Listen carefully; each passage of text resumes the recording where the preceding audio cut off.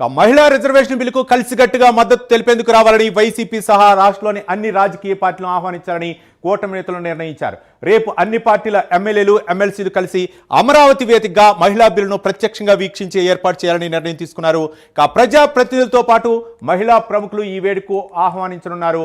మహిళా బిల్లు లోక్సభ ఆమోదం పొందిన వెంటనే అక్కడే మద్దతు తెలుపుతూ కార్యక్రమం నిర్వహించనున్నారు. ఢిల్లీ పరిణామాలపై దాదాపు 2.5 గంటలకు పైగా CM Chandrababu, deputy CM Pawan Kalyan, AP BJP chief Madhav చర్చించారు. పార్లమెంటు ముందుకు రానున్న నియోజకవర్గాల పునర్విభజన, అలాగే మహిళా రిజర్వేషన్ బిల్లుపై చర్చలు జరిపారు. మహిళా రిజర్వేషన్ బిల్లుకు మద్దతుగా చేపట్టాల్సిన కార్యక్రమాలపైన నేతలు చర్చించారు. జిల్లా నియోజకవర్గాల స్థాయిలోనూ భారీ ఎత్తున కార్యక్రమాలు చేపట్టి మహిళా సోదరీమణులకు ప్రధాని ధన్యవాదాలు తెలిపారని నిర్ణయం తీసుకున్నారు. అన్ని నియోజకవర్గాల్లో లైవ్ స్ట్రీమింగ్లు ఏర్పాటు చేయాలని నిర్ణయించారు. మరింత సమాచారం మా కరస్పాండెంట్ శ్రీహరి అందిస్తారు. శ్రీహరి.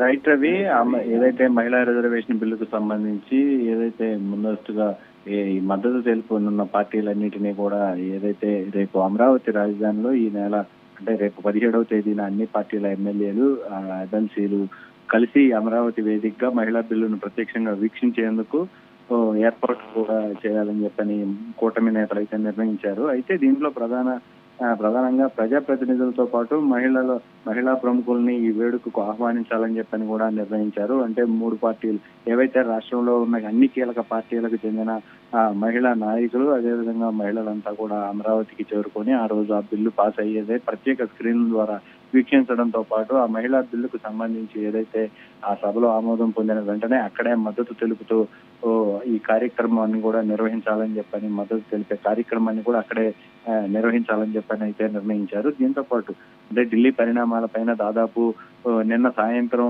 చంద్రబాబు నివాసంలో 2.5 గంటల పాటు పవన్ కళ్యాణ్, అదేవిధంగా ఏపీ బీజేపీ అధ్యక్షుడు మాధవ్, పల్లా శ్రీనివాస్ నలుగురు కూడా చర్చించిన పరిస్థితి.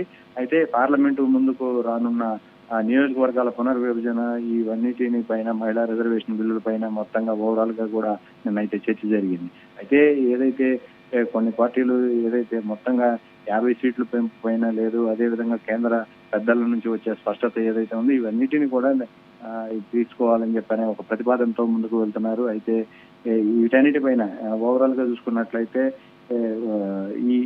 ఈ కార్యక్రమం అంతా కూడా అన్నిటిలో కూడా లైవ్ స్ట్రీమింగ్లు పెట్టి, ఏర్పాట్లు ప్రత్యేక స్క్రీన్లు పెట్టి మహిళలు, అదేవిధంగా జిల్లా నియోజకవర్గ స్థాయిల్లో భారీ ఎత్తున ఈ కార్యక్రమాలు చేపట్టాలని చెప్పని భావిస్తున్నారు. మహిళా సోదరీమణులు ఎవరైతే ఉన్నారో వీరందరూ కూడా ప్రధాని నరేంద్ర మోదీకి కూడా ధన్యవాదాలు తెలిపేలాగా అక్కడికక్కడే ఆ కార్యక్రమం ఏదైతే అమరావతి వేదిక కానుందో ఆ కార్యక్రమంలోనే ప్రధాని నరేంద్ర మోడీకి కూడా ధన్యవాదాలు తెలపాలని చెప్పని అయితే నిర్ణయించారు. అయితే దీనికి సంబంధించి పెద్ద ఎత్తున ఏర్పాట్లు కూడా జరుగుతున్నాయి.